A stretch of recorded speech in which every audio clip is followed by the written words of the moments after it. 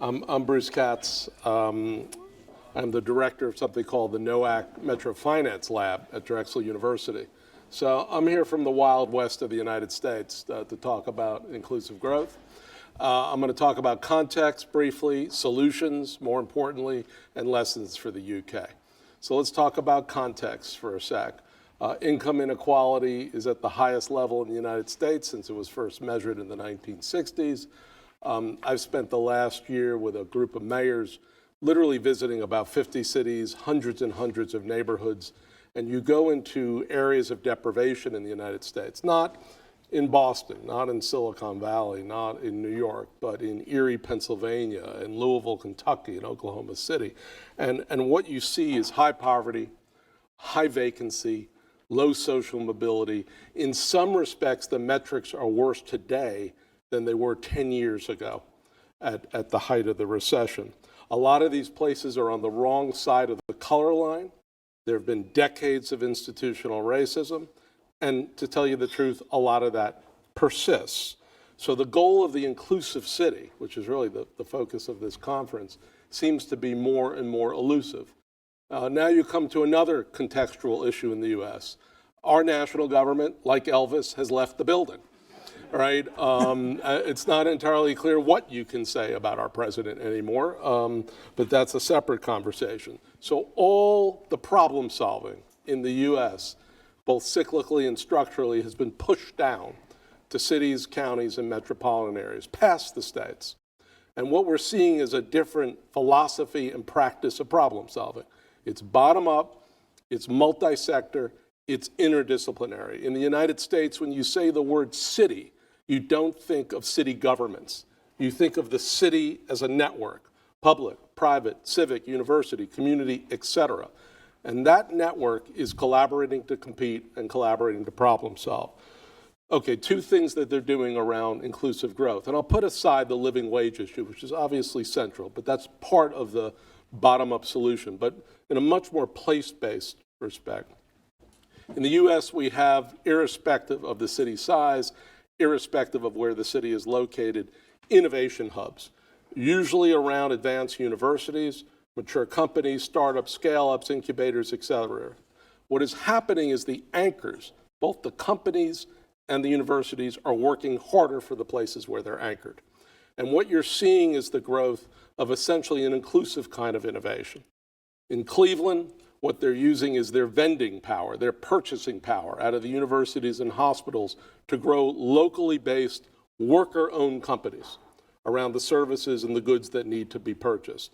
In Philadelphia, what they're doing in a very constructive, very customized way is upgrading the skills of local residents, because within 15-minute walk of many of these innovation hubs are areas of very high poverty.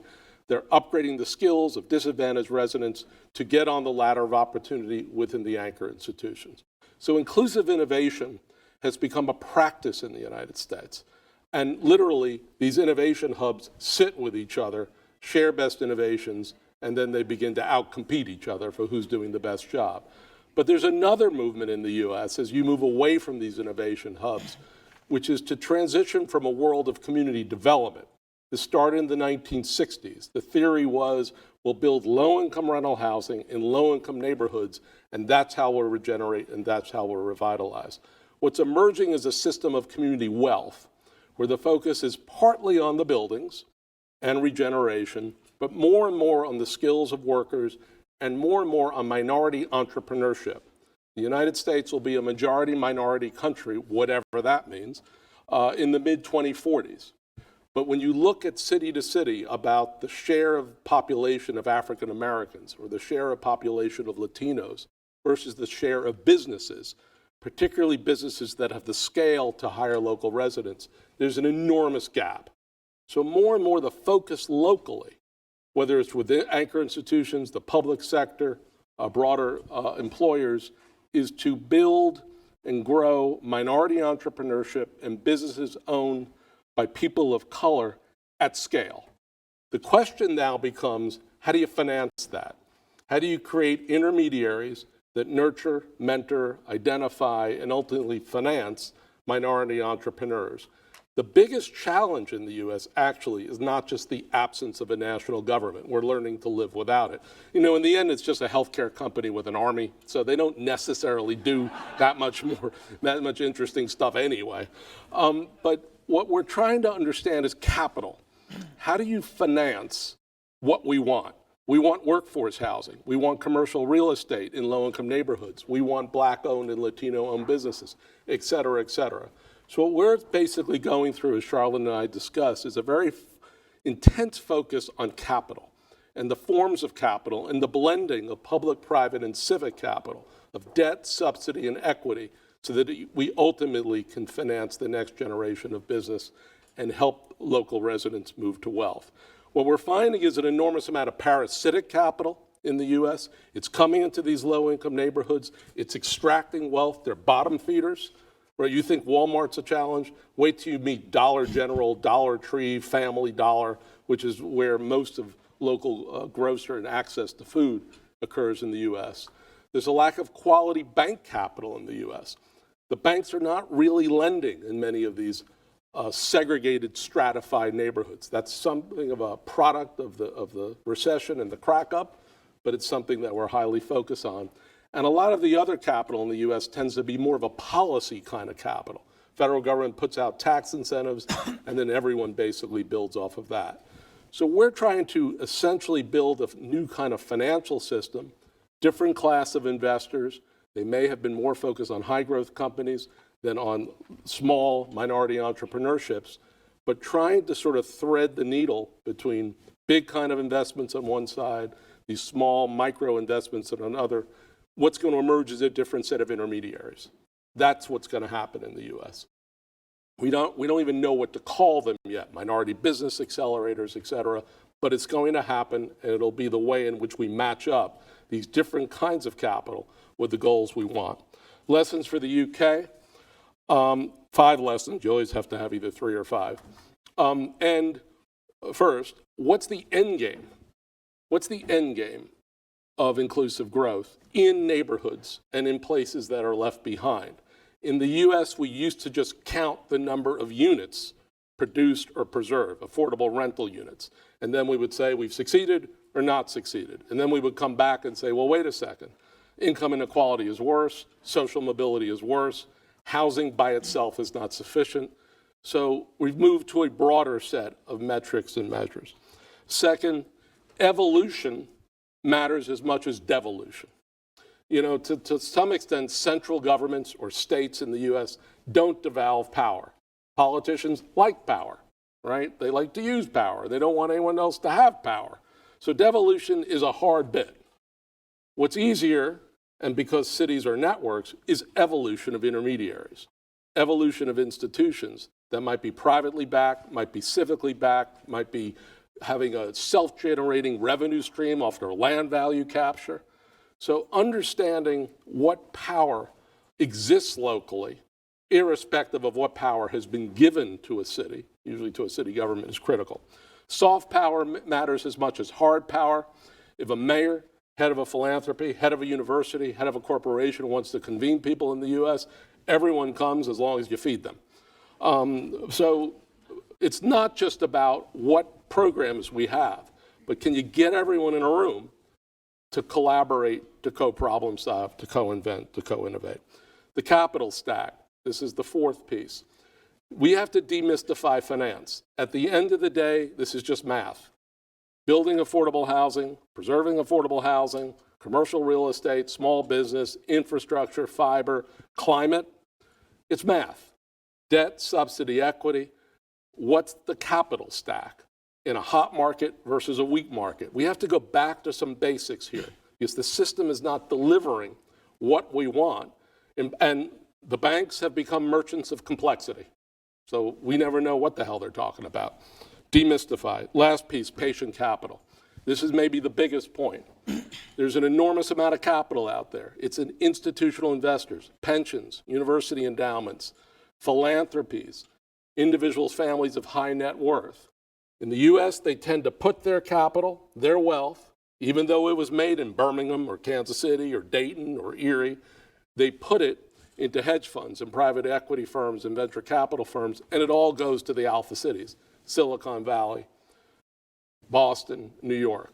More and more what's happening in places like Erie, in places like Birmingham, is local capital is reinvesting locally. The question is, how do we take that to scale? How does it go from 2% of the corpus in economically targeted investments to 5% to 10%, not because of a mandate, but because there are projects that are investor ready, that are community enhancing, that build community wealth. We've done the math. We've done the new math on how we begin to drive responsible investing with obviously a public sector that's critical, but it's one of multiple players. Most of this in the US will be driven bottom up, again, by multiple sectors, interdisciplinary. I'm out of time. Thank you very much.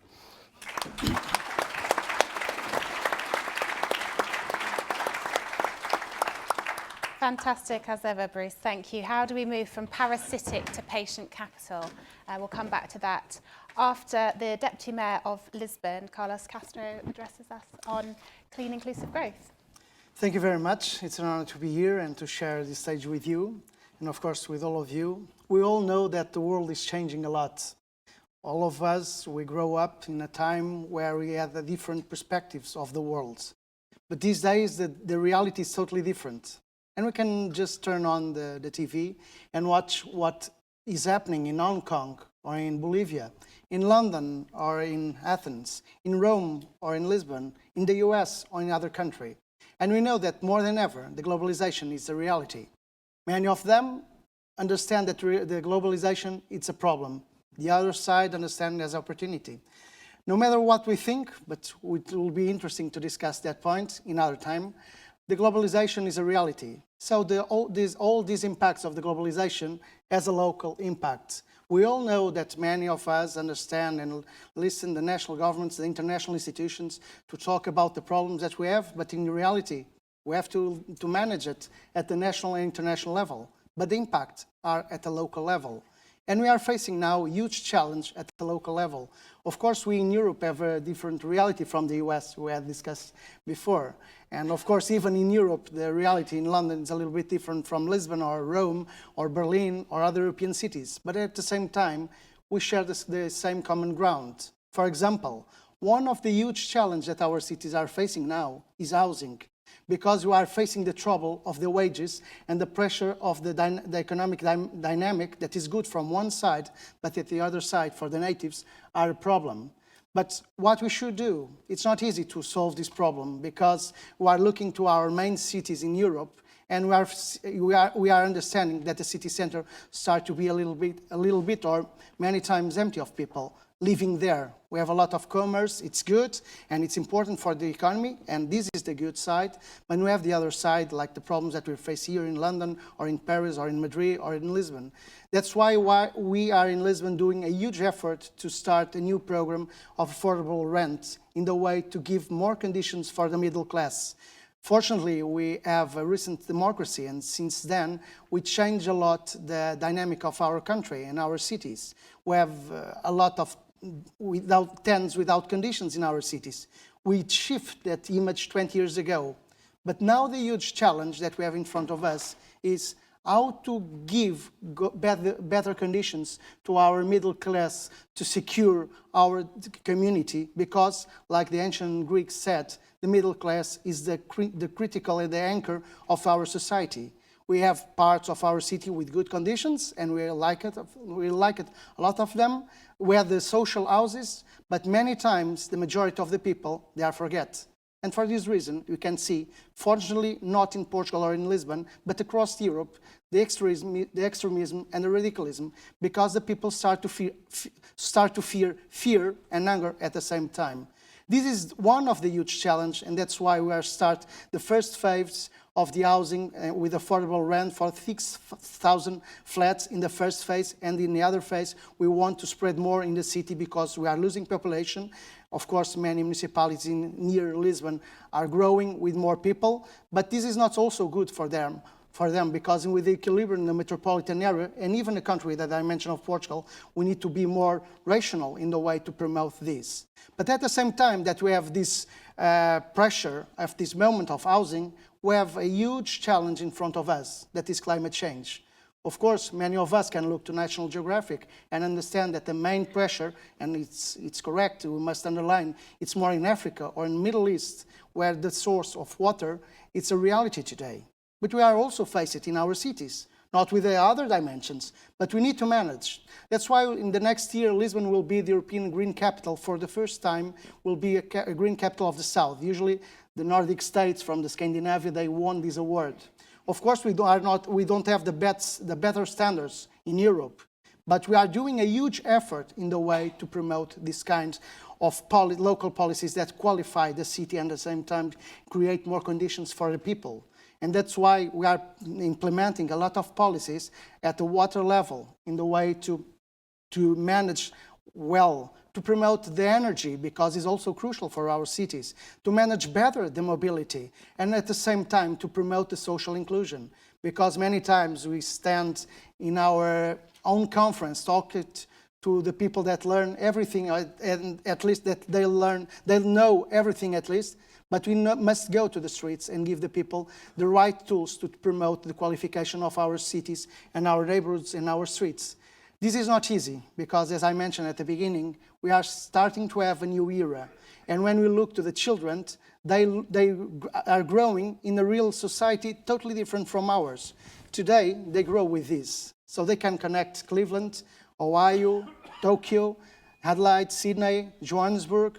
And for us that we have at least more than 25 years old, our perspective of the world is totally different. We had one or two broadcast TV, and this is changing. And at the same time, we know that we have in our society lacks of quality. That's why we are also bad in education in our primary schools, giving to all the kids. And we don't want to promote the difference between them, no matter if they are rich or if they are poor, but giving them the conditions to grow up and have the most important tool they need for their future, it's education. That's why we have a strong policy for the local schools. And at the same time, to promote one of the main important policies at the local level, that is mobility, and shifting from a model from the private car to public transport. Unfortunately, we just have 40 years of democracy, and all the people in Portugal thought to be a person, I must have a car and not a public transport. We are paying this and the climate with the mobility and other things, and even the social dimension, and we are shifting now this understanding of the people, because the car, it's helpful, but it's not so helpful like we wanted if we can have a good public transport that we are managed not only in our city, but like our mayor are doing at the metropolitan city, like you have, fortunately, in London. And even with a good model of London, you know that you have many problems of traffic. So this is huge challenges that we have in front of us. I could stay here more time talking about other issues, but the main thing is to understand how complex is the society today, how complex is the choices of the people today, and the people with 60 or 70 years old, because we also must understand that fortunately we live more time, but living with more time must represent in our cities living with quality of life. And that's why we are doing a huge effort at the social and environmental level to give to the people better conditions to live in their own cities. If we can do that, probably will not change the world, but will improve the quality of our little world, and with these good examples, sharing with other cities and other places in the world in the way to transform. Because what we can see now in Europe in these days, unfortunately, is fear and anger, and will not fight fear and anger with fear and anger, but with the progressive policies. Thank you very much.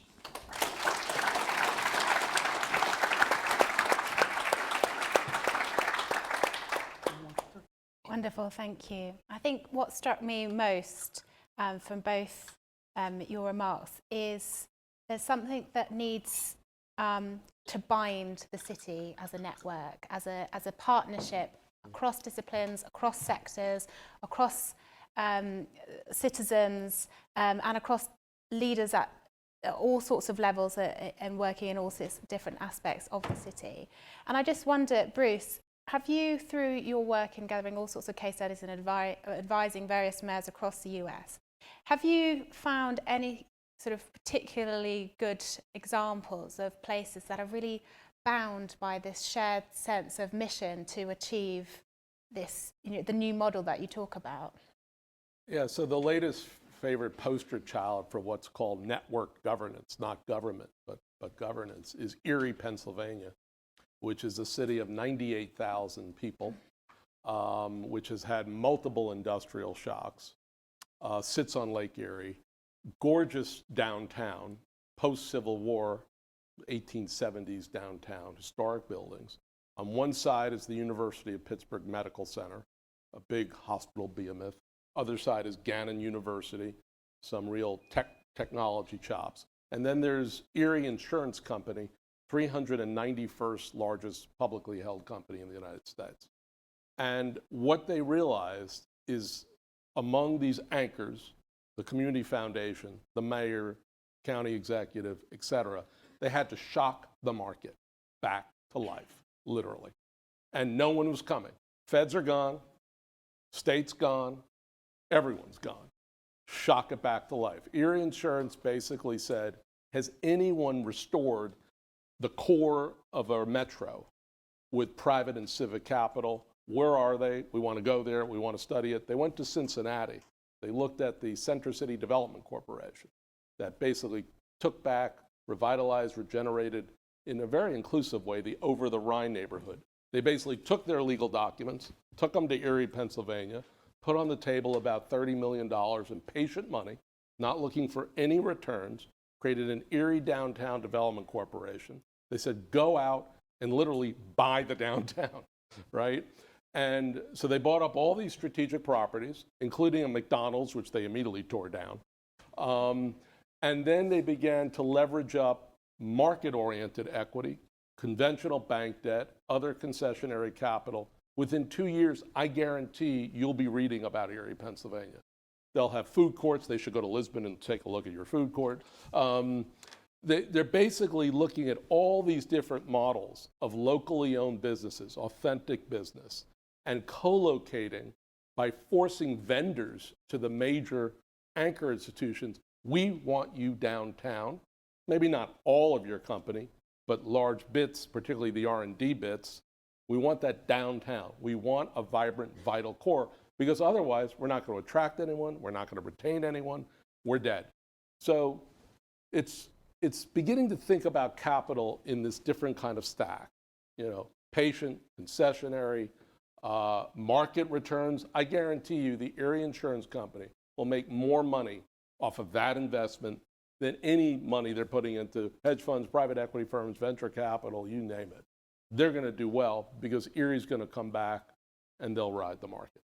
Fantastic. I know we've got quite a few people that are specialising in place-based investment in the audience, so I'm probably going to be looking to you for some questions. But before I do so, Deputy Mayor, I wonder if you could sort of touch on the mandate for change that you need as a local leader. A lot of the changes that we have been talking about, particularly about climate change, but also if you were present at the business session this morning, thinking about how businesses are going to have to change and what that means for them as employers. How are you going about seeking a narrative for the kind of radical shifts we'll need to make? Well, first of all, to have the commitment of all the stakeholders of the city. Of course, the reality of Europe is a little bit different from the US. But for example, for the next European Green Capital, we're doing a contract with all the stakeholders, namely with the biggest enterprise that we have in Lisbon, in a way to have the commitment of them to shift the perspective of how to face the new world with this climate change. So it will not be easy, but at the same time, the people are more aware of the challenge they have at the same time in front of them. And at the same time, we cannot forget the importance of the social media and the public that put more pressure on the enterprise to be more responsible, not only with their profits, but also with the society. And this is a huge transformation that we have in front of us, and probably we'll do this shift in the next year with our European Green Capital. Mm-hmm. And then to both of you, we're in the middle of a general election, as you know, and obviously, as the mayor of a place and a place proponent, Bruce, I wonder what should our ask be of central government to enable places to do this all the better, all the faster? Look, I think central governments infantilize cities. because you tend to sort of look up and wait for manna from heaven, and then it doesn't come, and then when it does come, it's too prescriptive, and it's too much of tinkering and too much interference with local problem solving that should ultimately be authentic and driven by this network effect. So I think the more important thing in Britain is taking these metro mayors and letting them realize their full potential, as opposed to the next program of the next administration, which will then be stopped and then replaced by another program of the next administration. I think it's time to have a bottom-up new localist revolution here. Whether power is devolved or whether power is evolved through these new networks. So we can go back and forth between what Corbyn said on Tuesday or what Boris had for lunch on Wednesday. The only thing that's certain is that problems will be solved locally. Fantastic. I'm going to come to the audience now, and I'm going to take three. Can I answer as do you know, I'm so sorry. Can I answer as a European citizen to that question? Because I'm not British, but like the majority of you, I'm European, and I think this is a very bad moment for all of us. Not only for Britain, of course, in the first stage for Britain, but for all of us as European citizens and European countries, because I think many of us in Europe, and it's unbelievable how the more pragmatic government that we have in Europe, that is the British government, started this menace in 2015. They started in Scotland, and then they shift to the European Union because questions of a problem with the Tories. And I think we all pay a high price with this Brexit. Probably all of us will know the results on 12th of December. And all of us will know what will happen the 31st of January of 2020. And this will have a huge impact in our countries and in our cities. And I think from the perspective from Portugal to Britain, and reading some and watching some programs, from Scotland to Wales, from Northern Ireland, and the question of Ulster is more important, and probably some of them will do what the unionists they don't want, but that's life. I think the position of the Taoiseach of Ireland is very clear. He's going more further than the Irish Republic Army in any time can do, no matter it's De La Vera or Michael Collins. But the impact that will have in the next years and the next decades will be huge. And if you want to understand in London, in Paris, in Berlin, or in Lisbon, that we are ready to face the globalization of the new world, look just to China, look just to India, and look to Russia. They recover from the fall of the Soviet Union. They have a role. And we only have a role in the world if you stay strong, of course, with NATO, and at the same time with the EU. And this single market that is the most prosperous of the world will start to break in where we have more confidence, because we have a lot of discussions inside of the EU, because the British always said the typical words of Margaret Thatcher, give me my money back. But she knew that the EU was important to Britain, like John Major always underlined. And the impact will be huge, first in the cities, with unemployment, then with the problems that the National Police, the Metropolitan Police of London now is underlying the problems that we'll have with the communities. And the most interesting thing is when a politician says, we don't want immigration, and then present a manifesto where I want to 5,000 or physicians or nursery, where they come from. Not from Britain. You have to pick in other countries. Like, for example, just not to talk bad about Britain, and I love Britain, like, for example, in Germany, you can see the far right in Dresden, but there is no immigrants in Dresden. So it's unbelievable what we are living. And the result of London, when was the referendum, shows what we should choose. But I think will be very times for we in Europe. And then we'll see what will happen in the next year in the US, because also can have a huge impact in our lives. It started to have already. And the Western way of life will change. And I'm not sure if we are going in the right direction like we should be in the past. Well,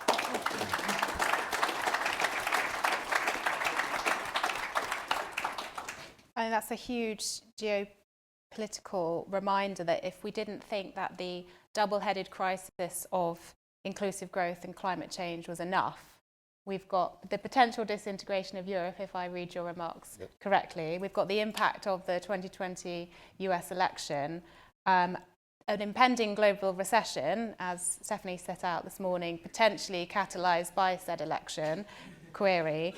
It's tough times, but that underlies even more the fact that, as Carolyn said this morning, we need not just resilient cities, resilient places, but thriving places. And absolutely. I hope that, you know, some of the levers that we've touched on, particularly this idea of how to make places investable so that money flows in rather than are extracted out by exploitative firms or hedge funds, can be the start of a change.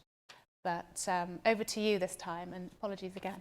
Any questions building on those themes?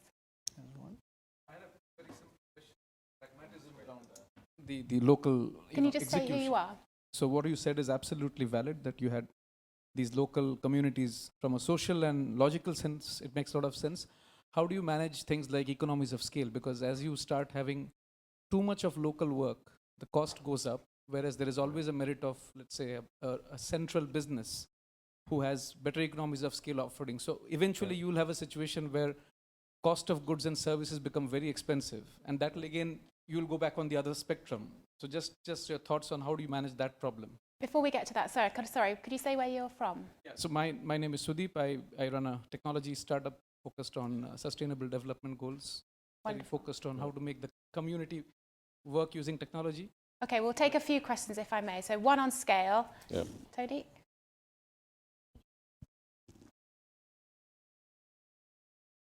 Thank you. So Tony Greenham, part of a network setting up regional mutual banks with a mission on financial inclusion and transition. And I'm slightly alarmed, Bruce, to hear your comments about finance in the States, because we look with jealousy over the pond, actually, because we have community finance sector in this country, but it's 2 to 3 orders of magnitude smaller than the US, France, and Germany. So you're 1,000 times better off than us already. But my question was, it sounded like quite a bad environment. Is that regulatory pressure or other barriers that have borne down on community finance? Or actually, are you pointing to a need there for coordination? So the pieces are already there, but they're not joined up. And if that's the challenge, what's the right scale to do on that? So you mentioned a city of about 100,000 people. Is there a sweet spot of scale on which you can get that coordination to work for patient capital?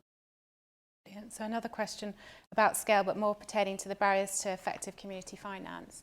Any other questions? Yeah, the gentleman there. Hi there, I'm Ben Wright from Bristol 24/7. I was interested to hear, Bruce, some of your comments about the innovative ideas that are happening in some cities in the States around that sort of evolving processes, I suppose. They obviously tend to be happening in cities which are really struggling. I wonder if you found any examples of that sort of work happening in places that aren't struggling, that are thriving, but perhaps do have, inequality and, a gap in opportunities. A lot of questions about scale here, both geographic and financial and so forth. So on the geographic side, obviously cities are layers of geographies, and certain kinds of solutions can basically be carried out at relatively small scales. Central business districts, innovation districts, our ports, our airports. When we deal with transit, when we deal with labor supply, housing, most of that should be at the metropolitan level. Because the metropolitan level, which is the commuter shed, is really where you have all these supplier networks, and it's one market essentially, though, with all these different jurisdictional borders. So I think in the US we try to sort this out by local level, hyper local does ABCD, but transportation is metropolitan in many parts of the US. We plan at that level. In terms of the CDFIs and the community development finance institutions, first of all, they're intensely focused on debt as a capital lever, right? And a lot of our thinking in the US is how do we begin to move equity investments into small business, and frankly, into many other activities within the city. So our system in the US has been driven by very prescriptive federal tax incentives, low-income housing tax credit, historic preservation tax credit, conventional bank debt, and whatever subsidy you pull together locally. We're now trying to change that equation. And the big money sits in institutions like pensions, universities, and philanthropies. So the CDFIs are really a pinprick. The question is, can they begin to scale as some of these other big institutional investors begin to unlock a portion of their capital for these other kinds of activities? Sorry, Bruce. Excuse me? Briefly. Briefly, Yeah. just the one piece about where I see innovation in the US and the hot markets is around the missing middle, which you talked about. How do you build, preserve, and finance housing for the missing middle, which is the large portion of people who are not covered by federal low-income housing programs or the market doesn't care for? That's where the innovation is going to happen in the US. Well, I'm just a politician, just to be blamed, so all the questions were to Bruce. But no matter where the shifting from the national to the local questions, I think all the cities face the same trouble. And many of the questions are only managed at the metropolitan dimension and others at the local one. And the question of the inclusion and innovation are crucial for the development of the local and the metropolitan area. With always one important thing, with the respect of the traditions and roots of their community. We need to shift, because I come from the oldest city, and we need to shift for innovation, but without don't losing our heritage and our roots, because this is our identity. And if we lose that, we are equal to the others. And I think that our cities are so different in the way of the quality of our cities. Right. That's a wonderful place to end. So please join me in thanking Bruce Katz and Deputy Mayor Carlos Castro.